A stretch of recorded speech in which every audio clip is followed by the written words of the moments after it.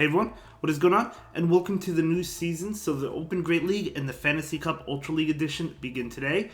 And I know a lot of us are disappointed. There's not really many changes at all. The only good thing is Jellison, and to be honest, Jellison I don't really see making much of an impact at all in the Great League. I think it's going to be reserved for the Ultra League. I think for the Ultra League, Jellison is definitely going to rise in the ranks. But other than that, yeah, we don't have any changes, or not any good ones at least, which is unfortunate, but it's still a new season, still a lot to look forward to. We have some interesting cups outside of the Open Great League, of course. So without further ado, let's go ahead and dive right into the Great League. I will be having a Fantasy Cup meta guide as well at some point soon.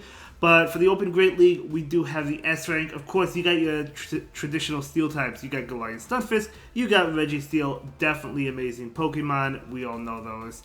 Then you got the Lantern. Yep, everybody's favorite. It became a stale meta with Lantern. I'm not going to lie. And we're going to have Lantern again for the next 3 months, which is unfortunate. But, you know, that's how good it is. That's how good it is. So Lantern definitely ranked S. You're definitely going to see it for sure for the next 3 months at least. And then we have Swampert or Shadow Swampert, really strong Pokemon with the Hydro Cannon, really fast. Medicham is the best fighting type, and it's going to continue to be the best fighting type. It's so strong with that counter. It really is. I mean, Power Punch is an option. Ice Punch Psychic has a good moveset. Really good Pokemon. And then we have Lickitung. Lickitung is good. Yeah, I mean, Lickitung is still really good. Great save swap, right? Not much to say. I guess the Noctowl last season with that buff to Wing Attack kind of weakened it a little bit. It's still really strong, really solid. And then we have, yeah, of course, Noctowl, the Lantern Noctowl called going to be a really strong core. Again, this season, Noctowl is such a good Pokemon for sure. Then for the A rank, we have Altaria, another great flying type. With the Wing Attack buff from last season, I think Wing Attack uses probably overall win like Noctowl, but Altaria is still a really strong Pokemon. Bastiodon is another one. If you have good alignment, Bastiodon does really well. You want to keep it away from like Registeel and Galarian Stunfisk, Swamp It, of course, but if it has alignment, it is really, really strong. Then we have Scrafty, another great fighting type. I do think Medicham is a little bit better, but Scrafty is an option.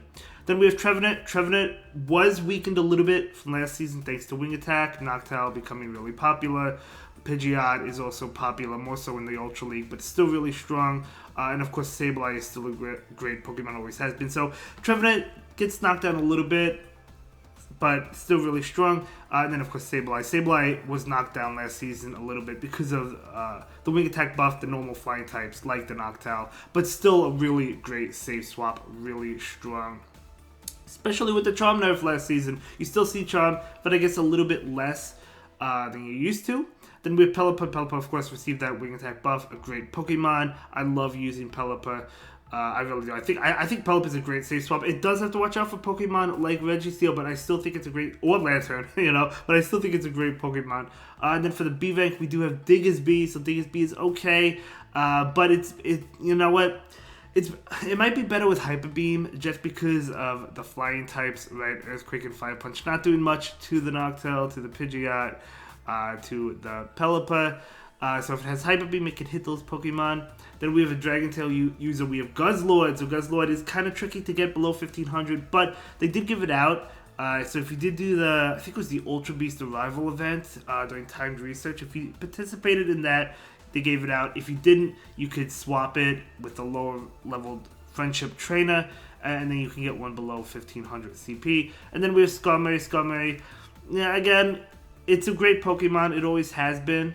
But I still think like the Noctowl wins, of course. When we're talking flying types, Pidgeot is a Wing Attack user. It's also a Gust user with Feather Dance, which is still good, but I still think Wing Attack, because of that buff, just so strong. I like Pidgeot a little bit more in the Ultra League, but still really pretty strong because Feather Dance is such a good move. It really is. Then we have Azumarill. Azumarill's always been good. I mean, they tried to nerf it by nerfing Bubble, but at the end of the day, Azumarill's still really strong. So that's going to be the SA and B tier for you. Probably a lot of familiar faces, right? Then we're going to move on to the other options. So we have another fighting type. We have Toxicroak on the roster. And then we have Alola Ninetales as the Charm user. Definitely the best Charm user, especially with the Shadow variant now, right? So if you're looking for a Charmeleon, Alola Ninetales, as long as it's not going up against Steel types, it's looking pretty good, right? Obviously Poison types as well, but looking pretty good.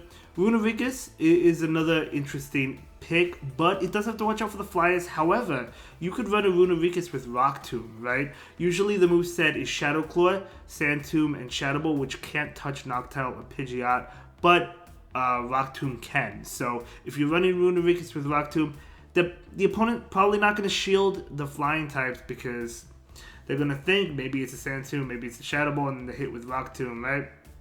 And we have Mantine. Mantine also benefits from the wing attack buff that we received last season as well. We have Wolverine. Wolverine, even though Icicle Spear was nerfed, it's still a good Pokemon. It was slightly nerfed. It does affect it, so it's not. It doesn't dominate like it once did, but it's still really strong. We have another Dragon Tail user similar to Guzzlord. We have kommo-o, which did receive Boom Burst this season. Why? Why did kommo-o receive Boom Burst? You do not want Boom Burst at all on kommo-o. You want the Dragon Tail. You want the, I believe it's Close Combat. You want the Dragon Claw. You do not, under any circumstance, want Boom Burst. Unless you're just going in for fun. And you're like, you know what? I want PK to Shoutcast Boom Burst kommo-o. I'm going to go ahead and use it. Then you want to use it. But other than that, you don't want to use it, right? Then we have Mandibuzz. Mandibuzz, the Flying Umbreon, which Zionic once called it. It's really tanky.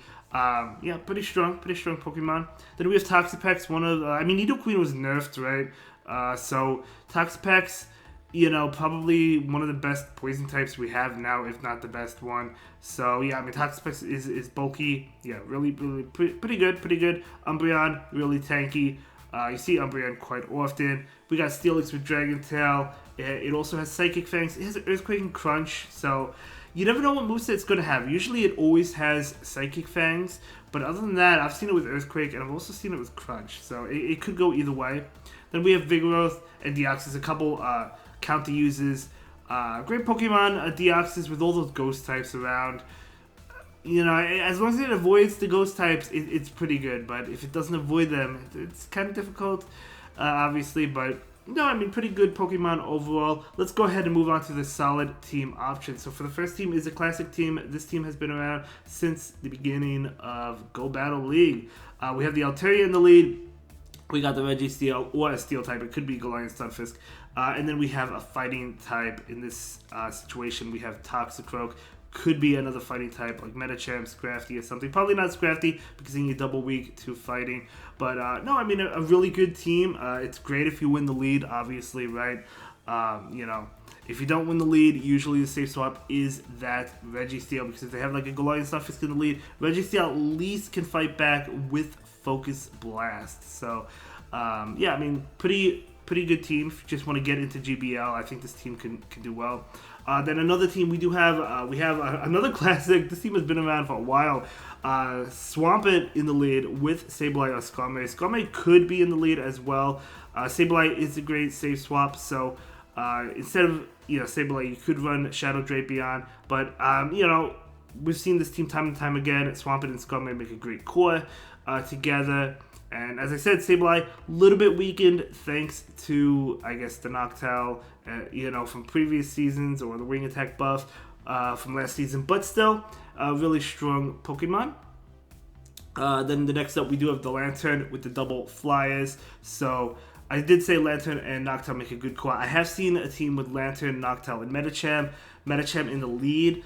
But if you have Medicham in the lead, you're really going to struggle to that Trevenant in the lead, right? So keep that in mind. But if you have Lantern in the lead, you're going to struggle to Trevenant in the lead as well. So Noctowl in the lead, might be the way to go. But either way, we're not talking about Medicham here. You could run a Medicham instead of Pidgeot. But we have the double flyers with the Noctowl as that safe swap. I love Pidgeot in the back because if your opponent is down to their last Pokemon, you can forever debuff them with Feather Dance, right? So I absolutely love that. So I think it's a really strong team. I actually used it last season to climb towards rank 20, and it did well for me. Then in the next team, we have Galarian Stunfisk with Venusaur and Pelipper. Obviously Venusaur is going to struggle to the flying types, right? But Jellicent does get surfed now, so if you do happen to see Jellicent, and again, I don't think it's going to be common in the Great League, but if you do happen to see it, Venusaur is going to do well. Venusaur is going to do well against Zumel as well as Lantern. So I do think it's pretty good. You could run the Shadow Venusaur if you choose to, if you have a good one.